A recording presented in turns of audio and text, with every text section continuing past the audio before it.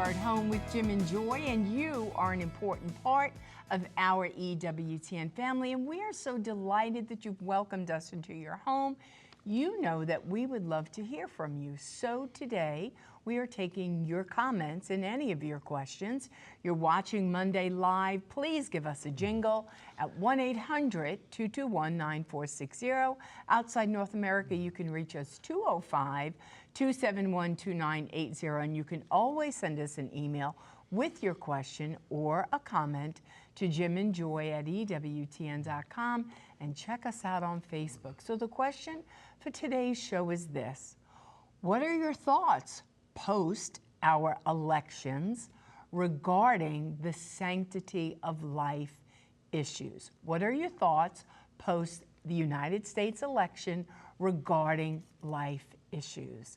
And so we also recently had our banquet. We had our annual banquet, which is our big fundraiser, which you are the ministry development man, and you kind of make all that happen. We are a committee of two until it's day of execution, and then all of our volunteers and all of our staff show up to pull off this great, beautiful event.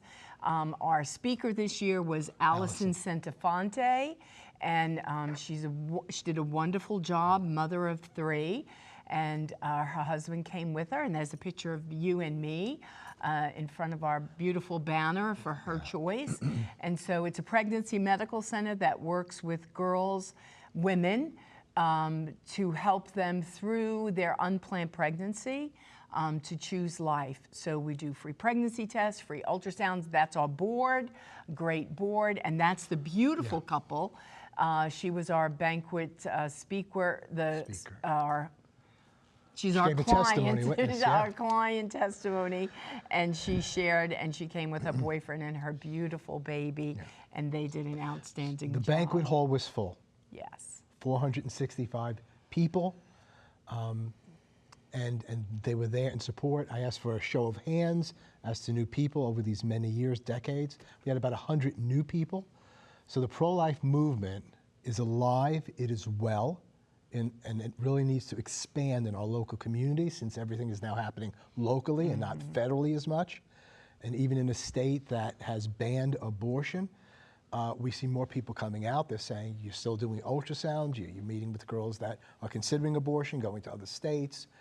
We have more and more people choosing life. So many ministries, our Hispanic ministry is going by leaps and bounds. We had a Hispanic testimony there, a woman who heads that up. Testimonies from the young lady and father of that child that you were just sharing about. Abortion pill reversal testimonies. We had abortion pill reversals that we had this year, an ever-increasing number of works that are taking place. So it was great. Support your local pregnancy medical centers, the pro-life movement there, because there in your local locality is where it's happening. So we're going to be speaking more today about your reflections, the joys and sorrows being post-election. There's a lot of issues there, but especially the pro-life issues. What happened in your localities? There were about 10 ballot measures. We won 3, we lost 7. What does that mean? What's going on? How do we make any adjustments that we need to make? How do we galvanize the movement and ever increase our numbers and our proclamation of the sanctity and dignity of every human being, the moment of conception through natural death, and that we can love them both, mother and child. And it was a beautiful evening. It was a couple of nights right after the election. And so there was a beautiful celebratory vibe in the air. So this was the question: what are your thoughts post the United States elections regarding the sanctity of life issues? God is calling you to get involved and do something.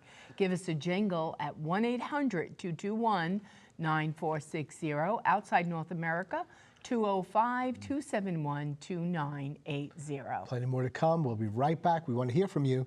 Don't go away.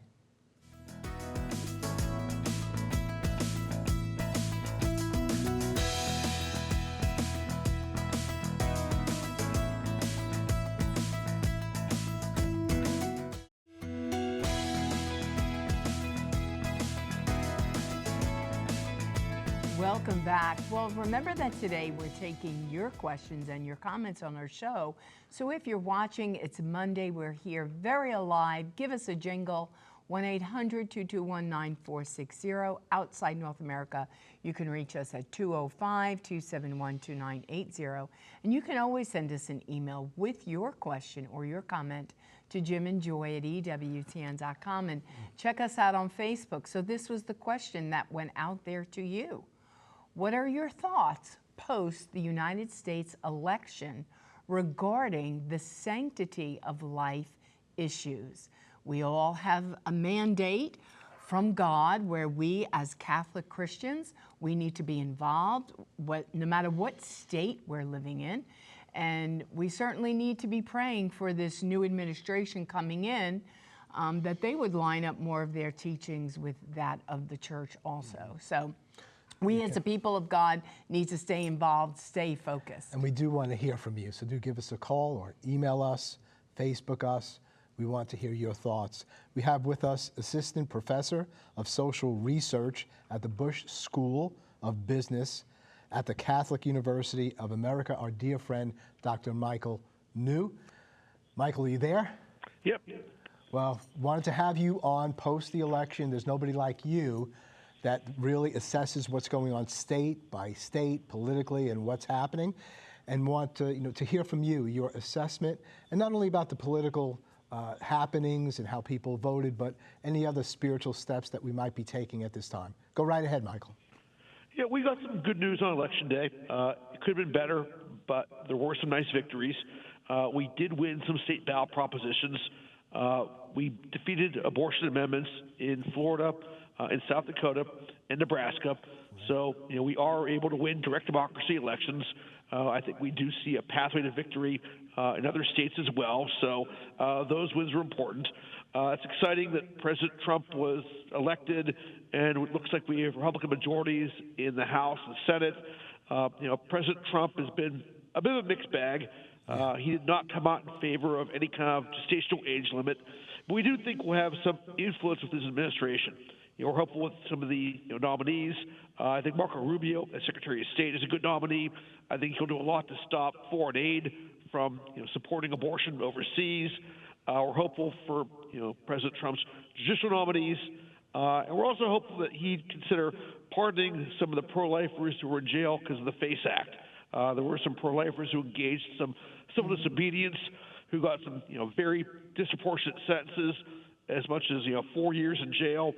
And we are hoping for some presidential pardon. So there's some good news to be taken away from Election Day. But the one thing I always say, to pro-life audience is that politics is important. Who you elect makes a difference, but all of us have a responsibility to build a culture of life. We can't rely on elected officials to do our job for us. We're the ones who have to pray. We're the ones from the Sidewalk Council. We have to fund pregnancy help centers. We have to do what we can in our community. So politics is certainly important, but we all have a role to play over the next 4 years. Michael, you mentioned maybe we've learned some pathways to victory. I think that was in relationship to some ballot measures, the ones that we won. So what do we learn? How do we have a pathway to victory? Because, we lost more than we won. And then we had the 60% threshold there in Arizona. We lost that. But you're looking at the ones that we did win. What do you mean by pathway to victory? Yeah, sure. I mean, I think, first of all, some places we lost were just, going to be very tough places, very politically liberal states like Maryland and New York. And, it was just tough to, win in those kinds of states. But the states we won, were fairly conservative. The big lesson we learned is that I'd say two things. First off, leadership matters. One of the reasons why we won Florida was Governor Ron DeSantis. He spoke out against Amendment 4. He raised money against it. He got other Republican elected officials to speak out against it. He had teams of pro-life doctors hosting press conferences around the state to let people know that existing pro-life laws do allow pregnant women to get medical help in emergency situations. So he did a good job there. In South Dakota and Nebraska, we learned that money matters.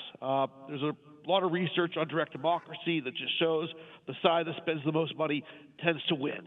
That's tough for pro-lifers. But in South Dakota and Nebraska, we did outraise and outspend our opponents, and that made a big difference. Yes. Fundraising is not easy, but it's just the way the world works. I think that other conservative states, if we fundraise effectively, we can win. Dr. Michael New, thank you so much for your insights. Keep up your great work, and God bless you. Thank you so much. Thank you, Jim. God bless. Well, he does such a great job, and he knows so much, and there's always an after-action report. What did we learn? I mean, I heard from people who actually lived in the state of Florida, and the millions of dollars that were being flooded into that state from the pro-choice movement. Right. And it seemed like it was like David against Goliath, but it was the presence, like he said, leadership matters. It was Governor DeSantis and what he did to inform the people and to really strategize and to say, money is in here, but education and prayer is going to make a difference, and great leadership. Yeah, leadership matters. It matters in the home. That's my takeaway. What are we sharing in the home? The home first. How are we sharing with our children and our grandchildren the gospel of life, the sanctity of life, that we must never take the life of an innocent human being? That's the family's responsibility, for it's a political responsibility or church responsibility. Then in the church, where's the leadership in the church? What examples do we have? Because we need to spread those within the church. And our priests need to be articulate, especially as regards elections, that we would understand that which is non-negotiable, that which is negotiable. EWTN did a fantastic job on all of that. All the basic tenets are there that we can take, and we need to speak. Those who close their ears to the cry of the helpless, you will cry out and you will not be heard. Priests, deacons, those of you who have the pulpits, you need to speak out on behalf of life for those who cannot speak for themselves, and those who did, wonderful, wonderful of you to do so. The family leadership, the church leadership, and then we need to be registered to vote, and to vote life and marriage and family and religious liberty. We have a comment here. It says, I live in New York, and I was extremely disappointed that Proposition 1 passed. Life must be protected from conception to natural death, and there must be no exceptions. Jesus never promised that this would be easy, but if we keep putting our trust and faith in him above all else and follow his laws and commandments, then our reward will be great in heaven. And this is Stephanie from New York. Yeah. And your heart, there are people who are really on the front lines fighting battles, because the Supreme Court, when Roe fell, didn't change anything for them in their states. And you think of New York and New Jersey and California and Maryland, and I mean, nothing's changed. And then even in the states where they have the heartbeat laws, they're still doing abortions. And so the pro-lifers are still out in front of the abortion clinics, passing out literature, giving out abortion pill reversal information, doing sidewalk counseling. I mean, so we have to pray for our brothers and sisters who are on the front lines at abortion clinics all throughout this country, those who are still working within the legislative process to make a difference, and then the pregnancy help center, so they have places to come when they find themselves in unplanned pregnancies to know what to do and how to move forward and take the next right step with love and provision for everything that they're going to need. Well, people need to be all in. There's a smaller percentage that are all in, but those who are saying, well, I can't, or I don't want to go out in front of an abortion center, or I can't work in a pregnancy medical center, your finances, your help, your prayers, periodically helping out there is just so critical and so important, because the battle is raging. And if you have any of these ballot measures, I believe they'll be held in all 50 states that they want to do that. You need to understand now, it's not that there's a federal law that's saying, the rules and regulation regarding abortion. When you vote in your state, you're voting for abortion. You're personally responsible, or not, however you vote. So it's not like, well, it's out of control, the federal government's doing that. No, Roe versus Wade has fallen, but you're voting whether or not to have babies killed. So we need to be clear about that. State by state, your responsibility, equipping your children, being registered to vote, and voting life, marriage, and the family. We got a We have a here. phone call. We have Mercedes on the phone from Texas. Mercedes, welcome to At Home with Jim and Joy. Your question or your comment? I just wanted to say that I'm very grateful for our Lord being there in front of the Donald Trump campaign, because I came from a family that my sisters and my mother were always for abortions. And there was a lot of those going on in my family. When I was very young, I could hear everything. And I was just praying that God would one day stop this for the unborn, killing of the unborn. And so I was happy when Donald Trump posted St. Michael the Archangel and Our Lady of Guadalupe. And from then I thought that Jesus was there. Yes. Yeah. Amen. Thank you. Thank you for your sincerity, for sharing. Thank you for helping us to see that there really are families that raise their children in the way of the culture of death. They do. And that's really happening. So that mitigates the responsibility sometimes for children thinking that way. But we need to flip that. We need to do the opposite of that from the earliest time. I can remember our kids always walking around with a little baby, rubber babies, and we'd speak about life and embrace life and what it means that it's blessed to have children, and that we must never compromise their lives. So it really starts in the family, negatively or positively. In the church, we need to be bold, unequivocal, unapologetic, and compassionate regarding the mother and the child and what we need to be doing. And we need to invest our money in the saving of lives, because where your money is, so is your treasure. We can't say our heart's with the babies when we're not giving anything to it. So where your heart is, so is your treasure, and we want treasure in heaven. We have another comment? A comment. It says, the Blessed Virgin has answered our prayers in Florida. It's incredible that Amendment 4 was not passed, but it broke my heart to see how slim the margin of voters was. And this is from Christy from Tallahassee, Florida. Yeah. And you have to have 60% of the vote, right, in order for it to pass. Right. And they had, what, 61? It wasn't a lot. Well, no, not in Florida. Florida had below 60. If you got over 60, then it would pass. Arizona had the same thing, threshold of 60, but 61% of people, or however many, voted for it, so it went through. Right. So we need to pray for revival in the church and a quickening. You know, there was the scripture today, the blind man calling out to Jesus, and Jesus said, what do you want me to do for you? He said, I want my sight. Jesus said, have sight. We need spiritual sight. We need compassion sight. People are blind, deaf, dumb, and dead in the church and beyond the church. I was once dead, but now I'm alive in Jesus Christ. We need to pray that he would do what only he can do and open the eyes of the blind to see, that we might repent and receive the Lord and receive his love for children. We'll be right back. Plenty more to come. Don't go away.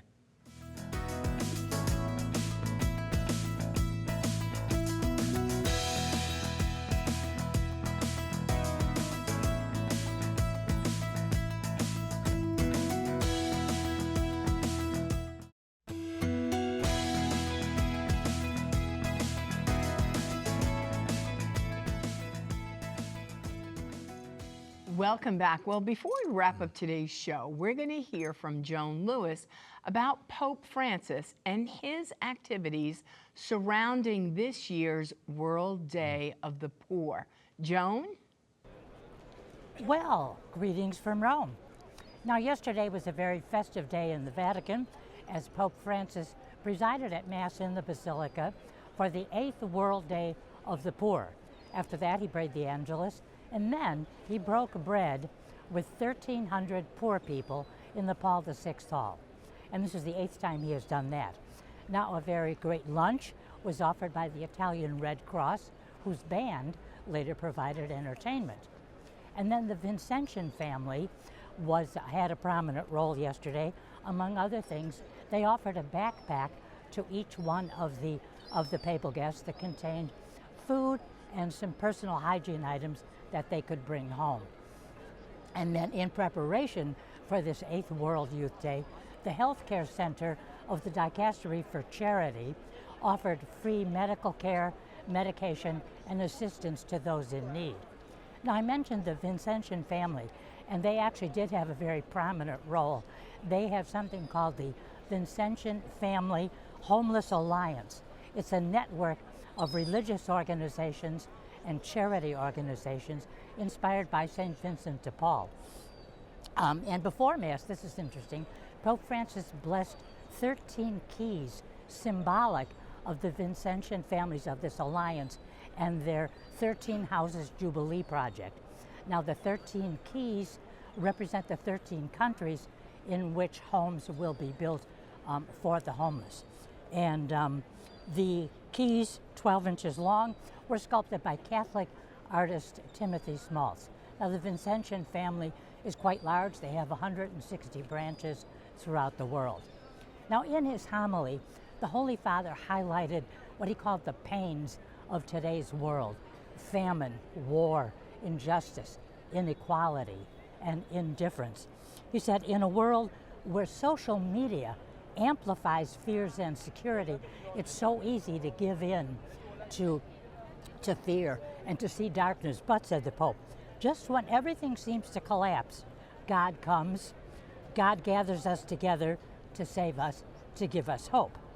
And he said the job of Christ's disciples is to make this hope visible through acts of charity, through justice, and through solidarity. We become the Church of Christ, said Francis, to the extent that we serve the poor. Change begins with small daily actions. I say this to the Church, to governments, to international organizations, to each and every one. Let us not forget the poor. On those papal words, back to you. Thank you so much, Joan. I think with our show today, speaking about the preborn, speaking about the poor, I think of the Lord calling out Cain about his brother Abel. He said, your brother's blood is crying out to me from the earth. What have you done? And he said, am I my brother's keeper? Am I my brother's keeper? We are our brother's keeper. May God fill us with grace and mercy to see Jesus Christ in every face and to take responsibility for their care and well-being. Keep it on EWTN. You're an important part of this family. Never alone, always at home with Jim and Joy. Bye now.